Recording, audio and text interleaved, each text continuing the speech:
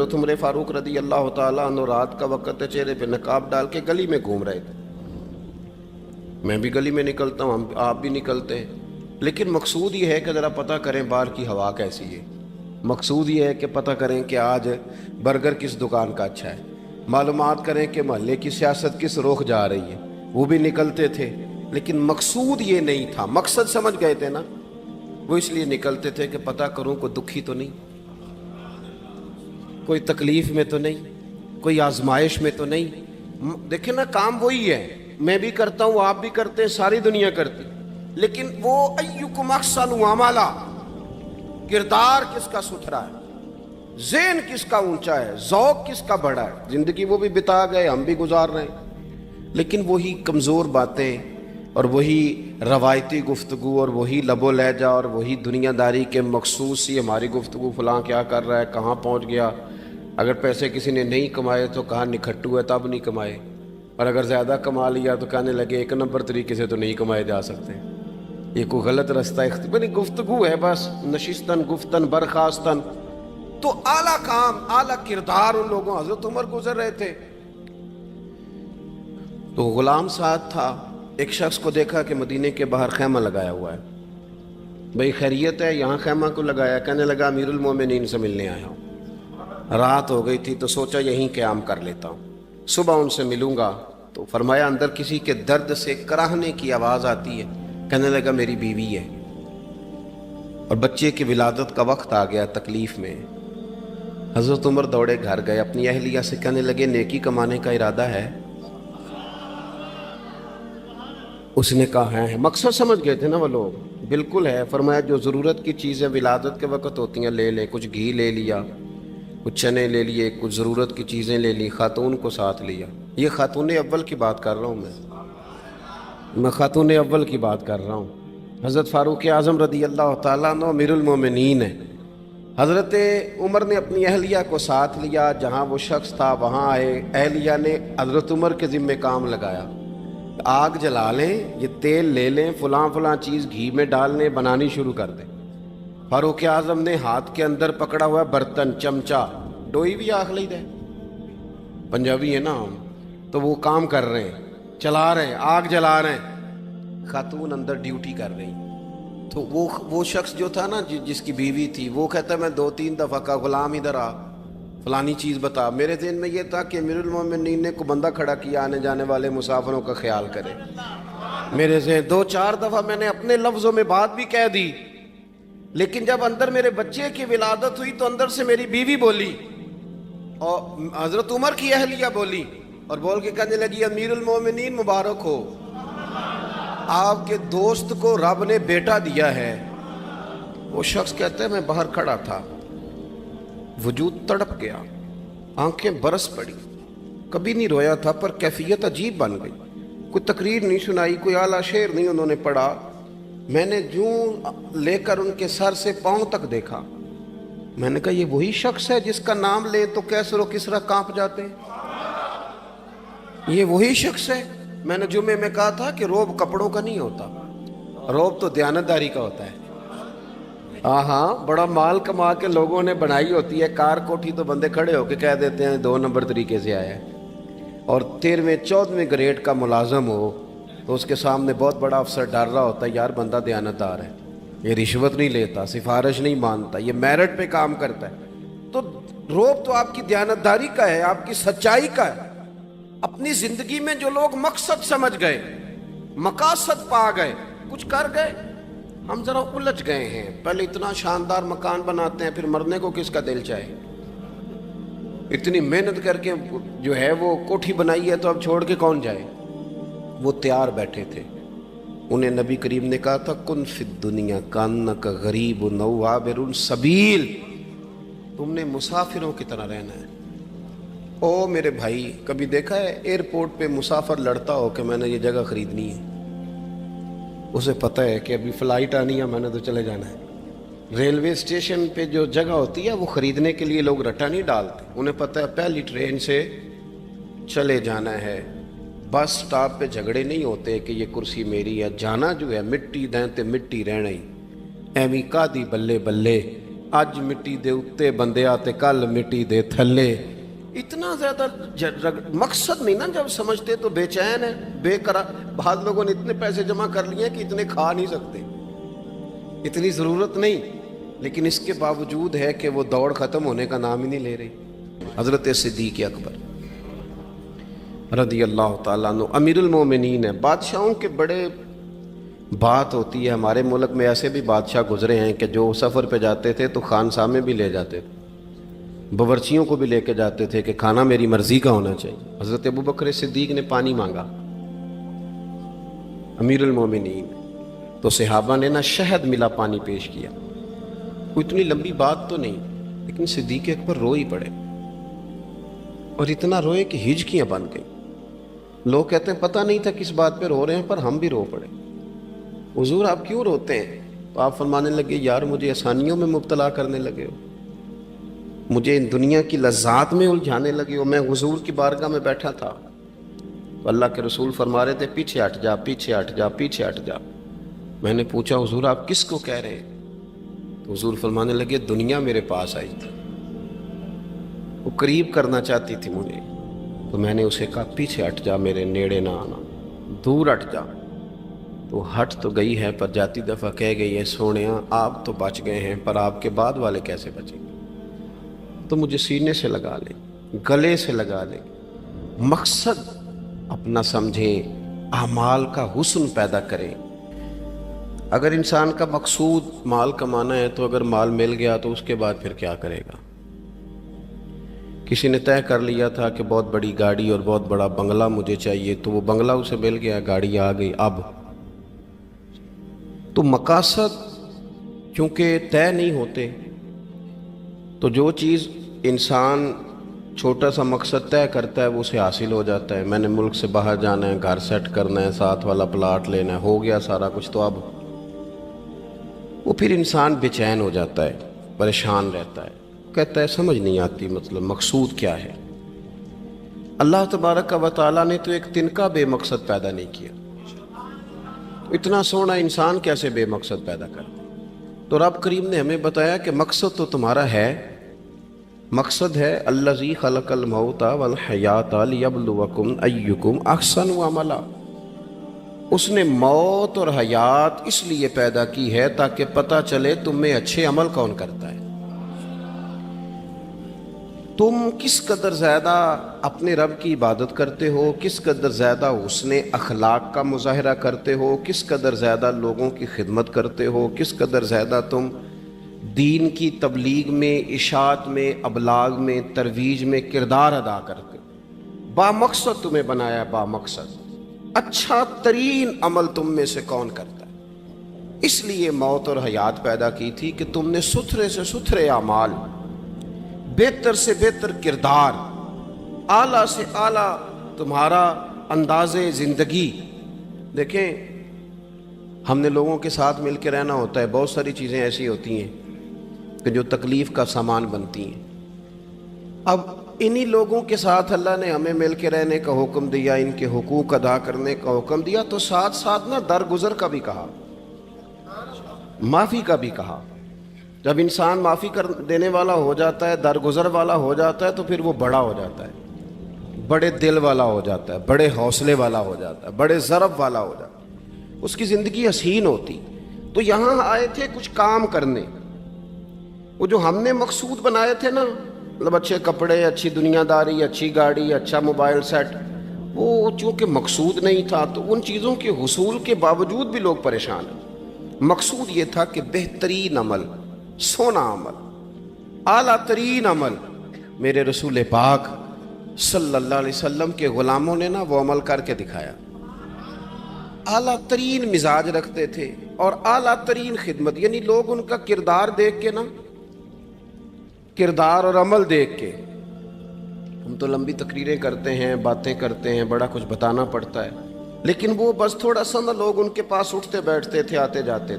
इतनी दौड़ है कि आगे बढ़ के और लेना है, और लेना है, हाल में मजीद का रट्टा, वो समझ गए हम ना अड़े हुए हैं। बहुत सारे लोग ऐसे हैं जिन्हें सही बात का पता चल गया है, वो फैसला करने में देर कर रहे हैं। उन्हें समझ आ गई है कि बेहतर यही है कि मैं वक्त पे मस्जिद आया करूं, انہیں سمجھ آ گئی ہے بہتر یہ ہے کہ سویرے اٹھ کے نا واٹس ایپ بعد میں دیکھوں، پہلے قرآن پاک کی زیارت کر لیا کروں۔ سمجھ انہیں ہے، سمجھ ہے کہ باتیں زیادہ کرنے سے بہتر ہے درود و سلام زیادہ پڑھا جائے، پتہ انہیں ہے، فیصلہ ہی نہیں کر رہے، ارادہ نہیں بنا رہے، توجہ نہیں کر رہے۔ جب بہت زیادہ بندہ دنیا داری میں الجھ جاتا ہے نا، بہت زیادہ، آسانیاں تو بندے کو جینے نہیں دیتی۔ پہلے انسان کہتا ہے کہ موٹر سائیکل ہو جائے نا تو چلو سفر آسان ہوگا، پھر موٹر سائیکل کہتا ہے ٹائر 2 ہیں، 4 ٹائروں والی ہونا، چلو مہران ہی ہو جائے خیر ہے، لیکن مہران میں بیٹھتے ہی اسے خیال آتا ہے کہ اس کی تو سیٹیں تنگ ہیں، پھر اس سے بڑی گاڑی چاہیے۔ یہ روز دوڑ ہے، بانج فقیروں کسے نہیں ماریا، اے ہوئی چور اندر دا، یہ دوڑ ہے، یہ ختم۔ حضرت ابوبکر صدیق رضی اللہ تعالیٰ عنہ امیر تھے، ہمیں تو نا جی ایک سے ایک کھانا، اور آج یہ نہیں کھانا، آج میری مرضی کا کھانا، یہ میری مرضی کا، یہ میرے بچے کی مرضی کا، یہ فلانے کی مرضی کا، وہ خواہشات کا انبار، اور نفس بچے کی طرح ہوتا ہے، خواہش پوری کرو تو فوراً ہی دوسری بھی بتا دیتا ہے، دوسری پوری کرو تو تیسری کی بھی خبر دے دیتا ہے۔ ہم نا چونکہ الجھ جاتے ہیں، پھر وہ الجھاؤ ہمیں باہر نہیں نکلنے دیتا۔ اگر تھوڑا تھوڑا کر کے، میرا مطلب یہ ہے کہ زندہ رہنے کے لیے روٹی کھانی ہے نا، مثلا روٹی کا لطف کتنی دیر ہوتا ہے، جتنی دیر منہ میں چباتے ہیں، اس کے بعد ختم۔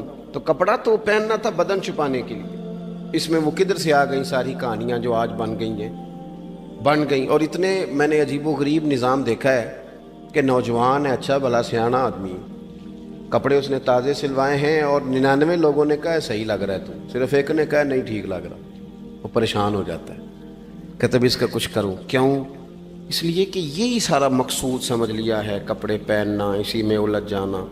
میں اکثر دوستوں سے کہتا ہوں، میں خود کسی دوسرے کی بات نہیں کرتا، بہت زیادہ عمر نہیں میری، میں خود جایا کرتا تھا، شادی کوئی آ گئی تو 2-3 دن پہلے ابا جی کہتے تھے پرانے جوتے کچھ گنڈوا لا، کچھ پالش کرا لا، توڑے میں ڈال کے جانا موچی کے پاس، اس نے کچھ سیٹ کر دینے۔ اب کہاں رہ گیا جی یہ کام، چھٹی نہیں ہو گئی، اب کون سا ایسا سلسلہ ہے؟ وہ جو کہیں سے کپڑا تھوڑا پھٹ جاتا تھا نا تو اماں اس کو اس طرح پیوند کراتی تھی کہ ڈیزائن بھی بن جاتا تھا اور کام بھی چل جاتا۔ کدھر گیا وہ دور؟ لیکن تکلیف دیکھ لیں آج پہلے سے زیادہ ہے، لڑائی پہلے سے زیادہ ہے، آزمائش پہلے سے زیادہ ہے۔ کیوں؟ جتنی بھی خواہشات آپ بڑھاتے جائیں گے نا، مقصد فوت ہوتا جائے گا۔ جتنی بھی مقصود سفر کرنا ہے، گاڑی دکھانا تو مقصود نہیں نا، لیکن ہمیں وہ والی گاڑی چاہیے کہ لوگ ایک دفعہ انگلی منہ میں ڈالیں کہ وہ اس گاڑی پہ بیٹھا ہوا ہے۔ ہم مقصد سے پیچھے ہٹیں گے جب پھر تکلیف میں آئیں گے، پھر آزمائش۔ زندگی میں ہم نے جو چیزیں مینج کی ہیں وہ ساری دوسروں کے لیے، ہمارے لیے کوئی شے بھی نہیں۔ ولیمے پہ گئے تاکہ برادری راضی ہو جائے، تعزیت کے لیے گئے تاکہ محلہ راضی ہو جائے، فلانا کام کیا تاکہ لوگ جو ہیں وہ میرے حق میں ہو جائیں۔ ساری زندگی دوسروں کے لیے جی کے گزار دی، اور آپ نے 99 نیکیاں کی، ایک خامی آئی تو لوگ تو وہ تھے جو پھر بگڑ گئے۔ بہتر نہیں بندہ رب کو ہی راضی کرے۔ واللہ ورسولہ احق ان یرضوا، اللہ اور اس کے رسول کا زیادہ حق ہے کہ انہیں راضی کیا جائے، ان کا زیادہ حق۔ اپنی زندگی میں معاملات کو ترتیب دیں، ایک مخصوص ذہن بنائیں، اتنا سویرے قرآن شریف پڑھنا ہے، اتنا درود پاک، اور یہ راز ہو ہمارا اور ہمارے رب کا، یہ راز ہو، اتنی دیر مصلی پہ بیٹھنا ہے۔ میرے ایک دوست ہیں ڈاکٹر صاحب، میں بیٹھا تھا تو وہ ایک شخص کو کہہ رہے تھے تیرے دل میں کچھ باتیں ہیں نکال دے تاکہ تیری ٹینشن ریلیز ہو جائے، تیری صحت ٹھیک ہو جائے گی۔ تو بندہ کہہ رہا تھا اچھا ٹھیک ہے ڈاکٹر صاحب۔ تو میں نے کہا کہ اگر آپ اجازت دیں تو ایک بات میں بھی کر لوں؟ نے کہا آپ بھی کر لیں۔ تو میں نے کہا ڈاکٹر صاحب کچھ دکھ بڑے ذاتی اور نجی ہوتے ہیں، بندہ کسی کے سامنے کہہ ہی نہیں سکتا، بڑے ذاتی قسم کے ہوتے ہیں وہ، آپ کسی کے سامنے اتنا مرضی کوئی قریبی ہو، وہ بندے کی اپنی اندر کی کچھ ایسی تکلیفیں ہوتی ہیں اندر کی، آزم گنڈاں دے وچ گنڈاں دس کیڑی کیڑی کھولا، بڑے مسئلے ہوتے ہیں، آپ کیسے بیان کر سکتے ہیں، سوال ہی نہیں پیدا ہوتا۔ تو کہنے لگا پیر صاحب حال تو ہوگا نا؟ میں نے کہا بالکل ہے، ہمیں ہمارے دین نے دعا سکھائی ہے، جو کسی سے نہیں کہہ سکتے وہ اپنے رب سے کہہ دو، اللہ کے حضور عرض کر دو، کشکول طلب دراز کر کے کہہ دو مالک یہاں پریشان ہوں، وہ بڑا کریم ہے، عطا بھی کرے گا اور پردہ پوشی بھی فرمائے گا۔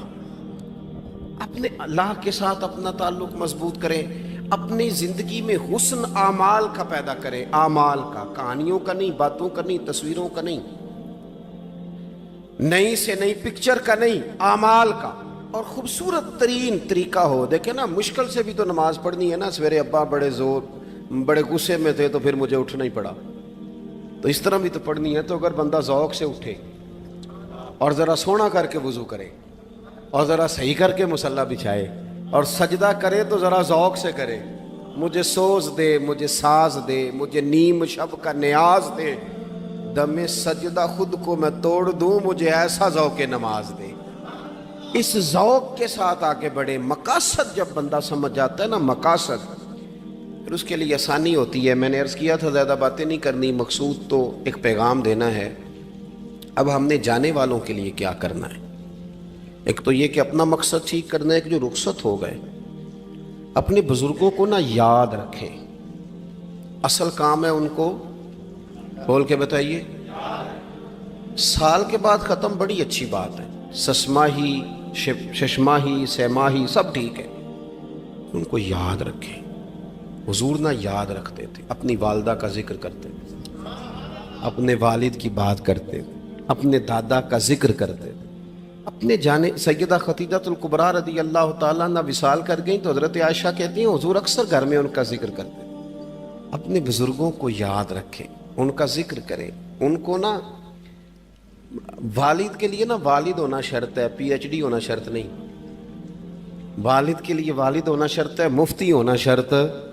والد ان پڑھ بھی ہو تو بچے کو سمجھانے کا سلیقہ سے اللہ اسے عطا کاری دیتا ہے۔ ماں بالکل ان پڑھ بھی ہو تو بچوں کو سمجھانے کا طریقہ اللہ اسے، ان سے سیکھیں، ان سے سیکھیں۔ میرے والدہ اور والدہ دونوں اپنا نام نہیں لکھ سکتے تھے، تو میں اپنے دوستوں سے کہتا ہوں مجھے کبھی موقع ملے تو میں کئی جلدوں میں کتاب لکھ سکتا ہوں اپنے ماں باپ، اس لیے کہ وہ جو ہمیں سکھا گئے، جو بتا گئے، وہ انہی کا خاصہ تھا۔ تو اپنے ایک تو جانے والوں کو یاد رکھیں، دوسرا ان کے لیے دعا کریں تو درد سے کریں، سونی کر کے کریں، صحیح کر کے کریں، اکیلے بیٹھ کے کریں۔ دعا کا سب سے زیادہ تعلق آپ کے دل کی آواز کے ساتھ ہوتا ہے، اور جس طرز میں حضور نے ہمیں حدیث سکھائی ہے نا، اس رنگ میں کبھی آپ حدیث کو سیکھیں، سمجھیں نا۔ حضور فرماتے ہیں جس طرح دریا میں ڈوبنے والا سہارا تلاش کرتا، دریا میں اسے کتنی کو جلدی ہوتی ہے، غوطے لگ رہے ہوتے ہیں، وہ اس طرح کا نہیں ہوتا کہ میں عصر کی نماز کے بعد پھر آؤں گا تجھے نکالنے، اس طرح تو نہیں نہ ہوتا۔ دریا میں ڈوبنے والا جس طرح کشتی سہارا تلاش کرتا ہے، حضور فرماتے ہیں اس طرح قبر میں جانے والا دعاؤں کا انتظار کرتا ہے۔ آپ نے دیر کر دی دعا مانگنے میں، ختم دلانے میں دیر کر دی، کت صبح و شام ہمہ وقت دعا۔ ابھی آپ آیتیں سن رہے تھے سورہ ابراہیم کی، اللہ نے نماز میں رکھ دی، ربنا اغفر لی وَلِوَالِدَيَّ وَلِلْمُؤْمِنِينَ يَوْمَ يَقُومُ الْحِسَابُ۔ ایک تو انہیں یاد رکھیں، خوب دعا کریں، اور دوسرا کوشش کریں کہ وہ جو نیکیاں کرتے تھے وہ نیکیاں بھی جاری رہیں، جن لوگوں سے ان کا اچھا تعلق تھا وہ تعلق بھی قائم رہے۔ یہ بھی کوشش کریں کہ ان کے لیے صدقات و خیرات کریں، اور قیمتی صدقہ دیں۔ قیمتی، میں بات ختم کرنے لگا ہوں، بس قیمتی صدقہ دیں، قیمتی۔ 15 تولے سونا گھر میں پڑا ہوتا ہے، قیمتی ہوتا ہے نا۔ کبھی کسی نے چوک میں بتایا کہ آج 15 تولے سونا میرے گھر میں پڑا ہے؟ بولو نا، لگتا ہے تو سو 10 چھڑنا ہے۔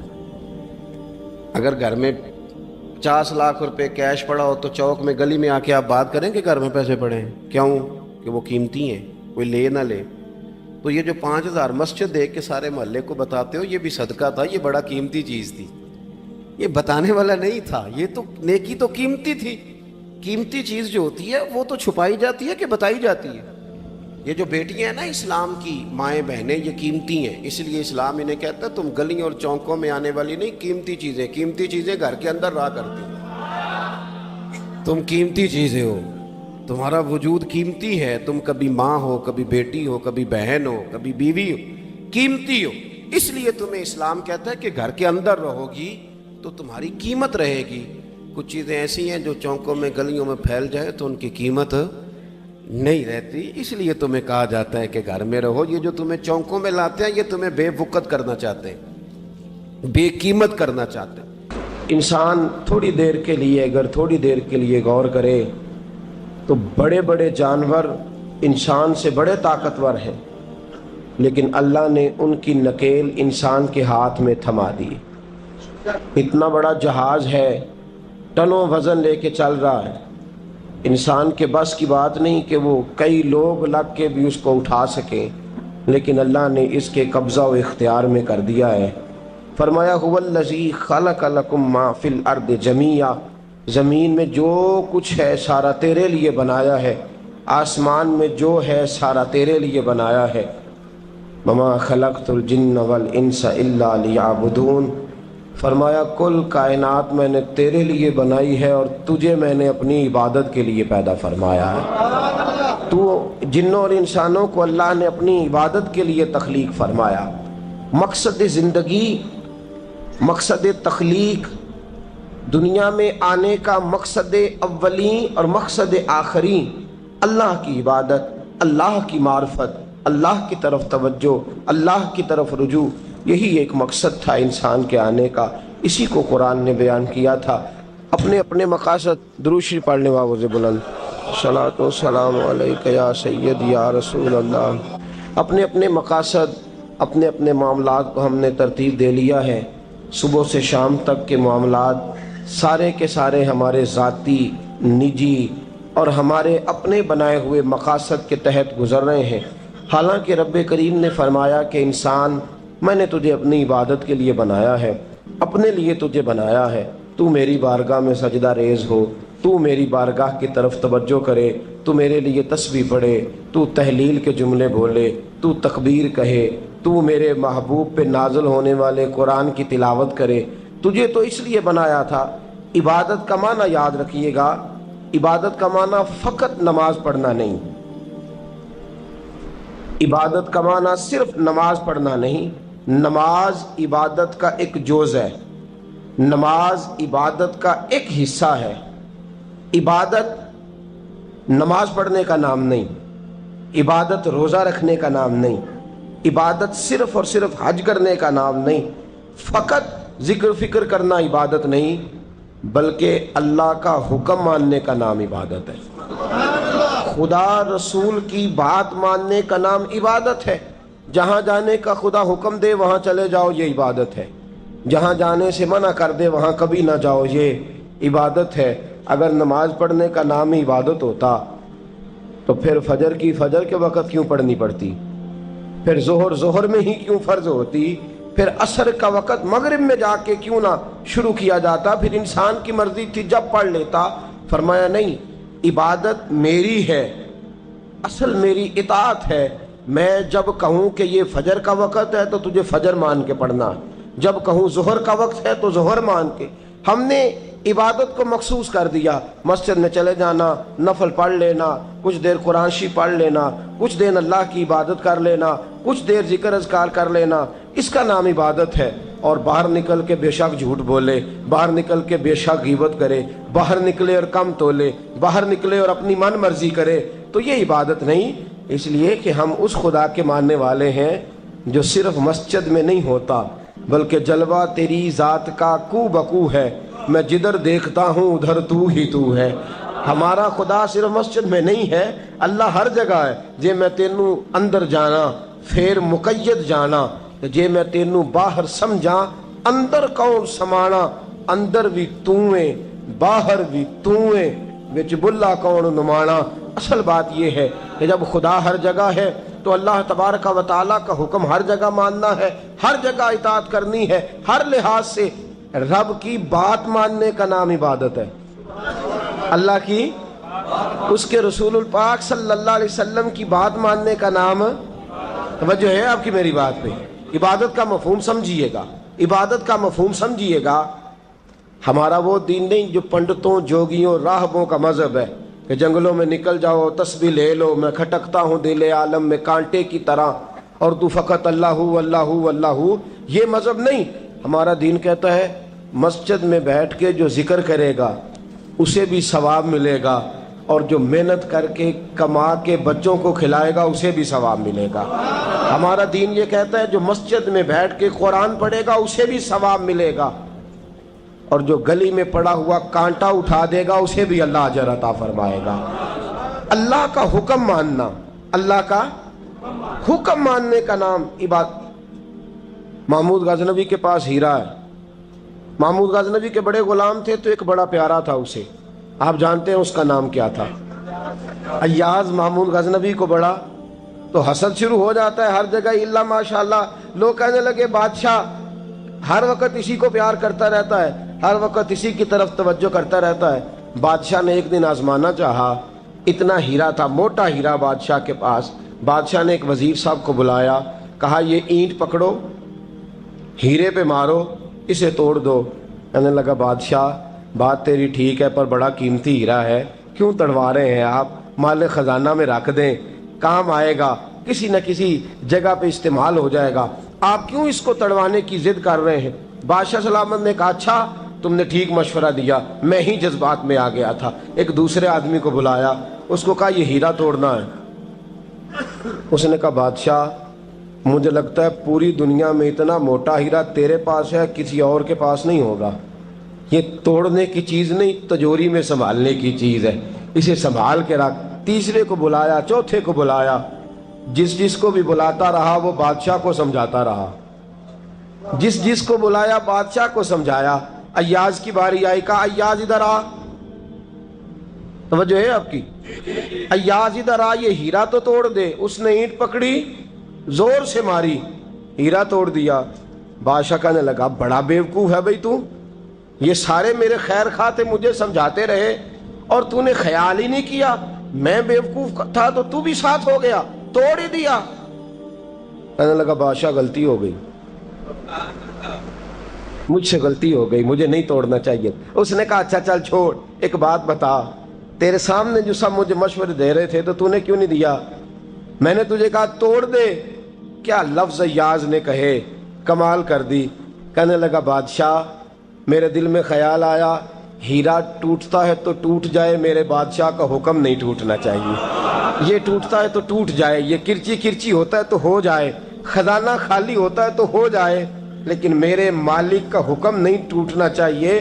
بادشاہ میں ہر چیز توڑ دوں گا پر میں تیرا حکم نہیں توڑ سکتا۔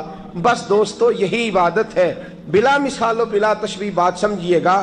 جس نے خدا کا حکم توڑ دیا اس نے عبادت نہیں کی، اور جس نے خدا کا حکم اچھا آؤ نماز کے لیے، دکان کا وقت ہے، گاہک بھی زیادہ آ گئے ہیں، رش پڑ گیا ہے، اب تھوڑا وقت مشکل ہو جائے گا، ذرا تھوڑی دیر میں پڑھ لوں گا۔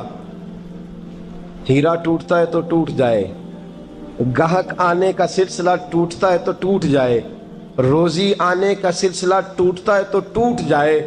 مسلمانوں خدا کا حکم نہیں ٹوٹنا چاہیے، رسول اللہ کا فرمان نہیں ٹوٹنا چاہیے۔ میرے رسول پاک صلی اللہ تعالی علیہ وسلم کا اقبال نے کیا کہا؟ کہنے لگا اے طائر لاہوتی، اس رزق سے موت اچھی جس رزق سے آتی ہو پرواز میں کوتاہی۔ کہا خدا کا حکم نہ توڑ بیٹھنا، اور عبادت بھی جس کو اللہ کہہ دے وہ عبادت ہے۔ ایک بندہ زوال کے وقت نماز پڑھنے کھڑا ہو جائے تو ہو جائے گی، کیوں؟ نماز نہیں پڑھ رہا؟ اچھا میں آپ کو روایت سناتا ہوں، شیر خدا مولا کائنات حضرت علی المرتضی رضی اللہ تعالیٰ عنہ فرماتے رسول پاک صلی اللہ علیہ وسلم نے ہمیں منع فرمایا جب عید الفطر کا دن ہو یا عید الاضحیٰ کا دن ہو تو تم نے کیا کرنا ہے؟ فجر کی نماز پڑھنی ہے، اس کے بعد اشراق چاشت نہیں پڑھنی، فجر سے لے کر عید کی نماز تک درمیان میں کوئی نماز نہ پڑھنا۔ جب عید کی نماز ہو چکے پھر تمہیں اجازت ہے جتنے مرضی نفل پڑھو، لیکن فجر سے لے کر عید تک تم کوئی اور نماز نفل درمیان میں نہ پڑھنا۔ حضرت علی المرتضی شیر خدا کا زمانہ ہے، عید کا اعلان ہو گیا، عیدگاہ میں لوگ کٹھے ہو رہے ہیں، ایک شخص دوڑا دوڑا آیا، اس نے آ کے نماز کی نیت باندھ لی۔ توجہ ہے آپ کی؟ میں نے کہا عبادت ہے خدا کا حکم ماننے کا نام۔ حضرت علی رضی اللہ تعالیٰ عنہ نے نماز کے بعد اس شخص کو بلایا، فرمایا ادھر آ، تجھے نہیں پتا کہ جب تک عید کی نماز نہیں ہوتی کوئی اور نفل نہیں پڑھیں گے؟ کہنے لگا جی میں نے نماز ہی پڑھی ہے، کوئی جرم کیا ہے؟ भाई नमाज पढ़ी है ना, मैंने सजदा किया है, कुछ जुर्म है? हजरत अली ने तलवार निकाल ली, फरमाया जो मुस्तफ़ा की सुन्नत तोड़ के नफल भी पड़ेगा मैं उसका भी सर कलम कर दूंगा, जो रसूल पाक के हुक्म के खिलाफ इबादत भी करेगा उसको भी कत्ल कर दिया जाएगा। तौबा कर। याद रखिएगा, इबादत खुदा रसूल की बात मानने का नाम है। आप सवेरे 8 बजे उठ के खड़े हो जाए कि मैंने तो फजर पढ़नी है, फजर का वक्त 8 बजे नहीं होता, वो गुजर गई 4 बजे, 4:15 बजे हो चुका।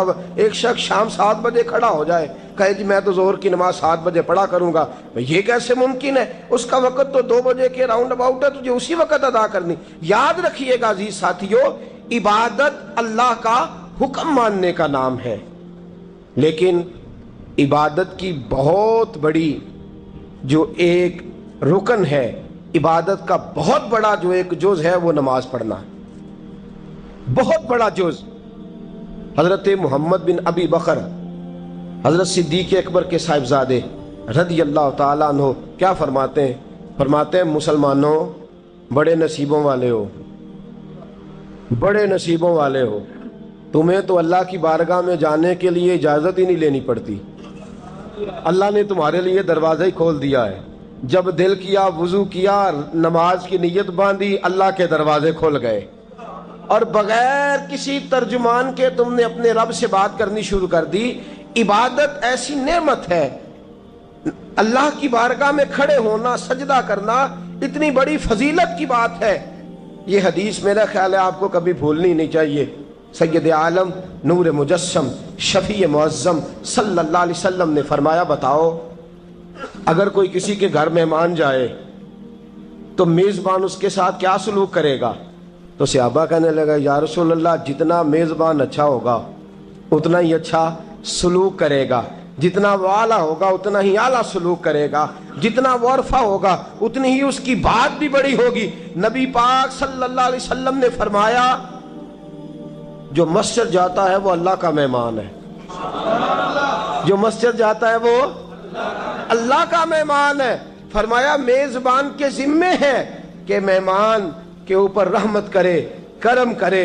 फरमाया जब तू मस्जिद जाता है तो खुदा भी रहमतों के दरवाजे खोल देता है, अल्लाह तेरे लिए फजल के दरवाजे खोल देता है। नबी पाक सल्लल्लाहु ताला अलैहि वसल्लम ने फरमाया, जब तू अपने घर से मस्जिद जाने के लिए अभी निकलता है, अभी तो गया नहीं, अभी तो निकला है, फरमाया तूने सीधा पैर उठाया है तो तेरा एक दर्जा बुलंद हो गया है, तूने उल्टा कदम उठाया है तो तेरा एक गुनाह माफ हो गया है, फिर तूने सीधा कदम उठाया है तो तेरा एक दर्जा बुलंद हो गया।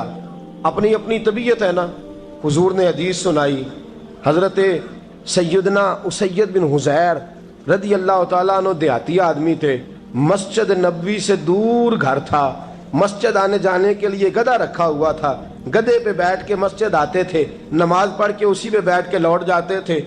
जिस दिन हुजूर ने फरमाया ना, एक कदम पे एक गुनाह माफ होता है, एक कदम पे एक नेकी मिलती है, गधा गाड़ी छोड़ा है। सहाबा कहने लगे, यार दूर का तेरा सफर है, तू आराम से गधे पे आ जा। कहने लगे क्यों, मैं क्यों गधे पे आऊं, मैं तो रोज पैदल आऊंगा, तुम सबके थोड़े थोड़े गुनाह माफ होंगे, थोड़े थोड़े दर्जे बुलंद होंगे, मैंने चूंकि दूर से आना है, अल्लाह मेरे ज्यादा गुनाह माफ फरमाएगा, मेरे ज्यादा दर्जे बुलंद फरमाएगा, मेरे ऊपर ज्यादा करम नवाजी फरमाएगा। जो मस्जिद की तरफ चल के आया, एक एक कदम पर अल्लाह उसके दर्जे बुलंद करेगा, एक एक कदम पे अल्लाह उसके गुनाह माफ करेगा। नबी पाक सल्लल्लाहु अलैहि वसल्लम की अपनी सुन्नत क्या है? हजरत ज़ैद बिन साबित रज़ी अल्लाह ताला अन्हु फरमाते हैं, मैं एक दिन हुजूर के साथ मस्जिद की तरफ निकला, जब हम जाने लगे ना तो जो रसूल पाक का अंदाज था ना चलने का, वो बड़ा प्यारा होता था, धीमा सा चलते थे, नजर मुबारक झुकी रहती थी। सैयद आलम सल्लल्लाहु अलैहि वसल्लम की अदाएं ऐसी हसीन थी, तेरी सीरत तेरी सूरत जमाने से निराली है, तेरी हर एक अदा प्यारे अदाए बेमिसाली है। फरमाया झुकी झुकी नजरों से हुजूर चलते थे। आज मैं साथ हूँ, पहले भी कई दफा साथ था, मस्जिद की तरफ जा रहे थे, किसी जगह से वापस लौटे थे, किसी के घर से मस्जिद जा रहे थे। फरमाया हल्के हल्के कदम, छोटे छोटे कदम, आहिस्ता आहिस्ता हुजूर चल रहे हैं। फरमाते मेरे दिल में बार बार ख्याल आता, बार बार ख्याल आता کہ یہ حضور کا چلنے کا وہ انداز نہیں جس انداز میں حضور چلتے ہیں. چلتے پہلے بھی دھیما ہے، چلتے پہلے بھی بڑا پروقار ہے، لیکن آج کچھ زیادہ ہی آہستہ چل رہے ہیں، آج قدموں میں زیادہ ہی ٹھہراؤ آ گیا ہے. فرماتے میں بے چین تھا، میرے دل میں تصور تھا، جرت نہیں کرتا تھا پوچھ لوں اے پائے نظر ہوش میں آ یہ کوہ نبی ہے، آنکھوں سے بھی چلنا یہاں بے ادبی ہے. جرت نہیں ہوتی تھی کہ پوچھ ہی لوں، استفسار ہی کر لوں. فرماتے مسجد کا دروازہ آیا، کمال یہ تھا کہ آگے آگے حضور تھے، پیچھے پیچھے میں تھا. جب مسجد کا دروازہ آیا تو حضور نے رخ پھیرا، فرمایا تو سوچ رہا ہوگا کہ میں آہستہ آہستہ کیوں چل رہا ہوں، تو سوچ رہا ہوگا کہ میں آہستہ. ایک شعر ہے، اللہ کرے آپ کو یاد رہ جائے. میں بریلی شریف حاضر ہوا تو میں نے، ہمارے ایک شیخ تھے حضرت صدر العلماء علامہ تحسین رضا صاحب رحمۃ اللہ علیہ، میں نے ان سے کہا حضرت جی کو تازہ شعر لکھ کے دے مجھے، تازہ. تو کہنے لگے لو تازہ شعر آیا ہے، ابھی لکھا ہے. اعلیٰ حضرت فاضل بریلوی کے بھائی تھے مولانا حسن رضا، ان کے پوتے ہیں مولانا تحسین رضا رحمۃ اللہ تعالی علیہ. 2008 میں آپ کا وصال ہوا، تازہ شعر لکھا. کہنے لگے علم غیب رسول کے منکر اس حقیقت کو بھول جاتے ہیں. اللہ کرے آپ شعر کے حسن کو سمجھیں، اور جو شعری ذوق کے لوگ ہیں وہ سمجھے کہ بات کہاں سے چھیڑی ہے، کہاں تک گئی ہے. علم غیب رسول کے منکر اس حقیقت کو بھول جاتے ہیں. غیب مانا کہ راز ہے لیکن راز اپنوں سے کب چھپاتے ہیں. علم غیب رسول کے منکر اس حقیقت کو بھول جاتے ہیں. غیب مانا کہ راز ہے لیکن راز اپنوں سے کب چھپاتے ہیں. حضرت زید بن ثابت رضی اللہ تعالیٰ عنہ فرماتے رخ پھیرا اور حضور نے فرمایا تو سوچ رہا ہوگا کہ سونے آج بڑے دھیمے دھیمے قدم چل رہے ہیں، بڑا آہستہ آہستہ قدم اٹھا رہے ہیں. حضور نے فرمایا جو مسجد کی طرف چل کے جاتا ہے اللہ کی رحمت آگے بڑھ کے اس کا استقبال کرتی ہے. اور فرمایا جتنے قدم زیادہ ہوتے ہیں اتنے درجے بھی زیادہ بلند ہوتے ہیں. میں اس لیے آہستہ آہستہ آیا ہوں کہ اللہ میرے زیادہ درجے بلند فرما دے، اس لیے آیا ہوں کہ زیادہ درجے. مسجد میں اس لیے آہستہ، عبادت کی فضیلت دیکھیں، گھر سے بندہ چلے، ابھی پتہ نہیں مسجد میں وضو کرنا ہے اس نے، ابھی پتہ نہیں 2 رکعتیں پڑھے گا کہ 4 پڑھے گا. فرمایا عبادت کے لیے نکل بھی پڑے تو اللہ اس کے درجے بلند کرنے شروع فرما دیتا ہے. درجے بلند ہونے شروع ہو گئے. بنو سلمہ قبیلہ ہے، محلہ ہے. بنو قریظہ یہودیوں کا محلہ تھا، اس کے بعد بنو سلمہ مسلمانوں کا محلہ تھا، اور تقریباً آج کے حساب سے 1.5-2 کلومیٹر کا فاصلہ تھا مسجد نبوی سے. پیدل چل کے آتے تھے لوگ. کتنے کلومیٹر؟ پیدل چل کے آتے تھے، وہاں سے پیدل آتے تھے نماز پڑھنے. مسجد نبوی کے ساتھ یہودیوں کے مکان تھے، انہوں نے وہ جگہ خالی کر دی. بنو سلمہ قبیلے کے لوگوں نے چاہا کہ ہم جگہ کو خرید لیں. نبی کریم علیہ السلام کو پتہ چلا، حضور نے بلایا، فرمایا مجھے پتہ چلا ہے تم مسجد کے قریب آنے لگے ہو، ویسے ایک بات میرے دل میں ہے، میرا دل کرتا ہے کر دوں. صحابہ مسجد کے قریب رہنا پسند کرتے تھے، اور آج کل جی اے مولوی سون نہیں دیں دے. یقین کریں مسجد کے دائیں بائیں آگے پیچھے جو گھرانے ہوتے ہیں وہ کہتے ہیں جی ہم بڑے پریشان ہیں، یہ تو ہمیں سونے نہیں دیتے. صحابہ قریب رہنا. آپ دیکھیں نا، نبی کریم علیہ السلام کا گھر دروازہ مسجد میں کھلتا ہے، حضرت صدیق اکبر کا گھر دروازہ مسجد میں کھلتا ہے، سیدہ فاطمہ جناب علی کا آستانہ دروازہ مسجد میں کھلتا ہے. صحابہ مسجد کے قریب رہنا پسند کرتے تھے. بنو سلمہ قبیلے کے لوگوں نے چاہا ہم بھی قریب آ جائیں. حضور نے بلایا، فرمایا مجھے پتہ چلا ہے تم مسجد کے قریب آنا چاہتے ہو. یا رسول اللہ دور سے چل کے آنا پڑتا ہے، ارادہ ہے قریب آ جائیں. حضور نے فرمایا دور ہی رہو، تم اس طرح کرو دور ہی رہو. کہا یا رسول اللہ کیا مطلب؟ فرمایا فرشتے جب بھی نیکیاں لکھتے ہیں عبادت کی، ابھی تک تمہارا پہلا نمبر ہے، ابھی تک تمہارا پہلا نمبر ہے. یا رسول اللہ کیا مطلب؟ فرمایا اس لیے کہ تم دور سے چل کے آتے ہو تو اللہ تمہیں زیادہ اجر عطا فرماتا ہے. آخر دعوانا ان الحمد للہ رب العالمین.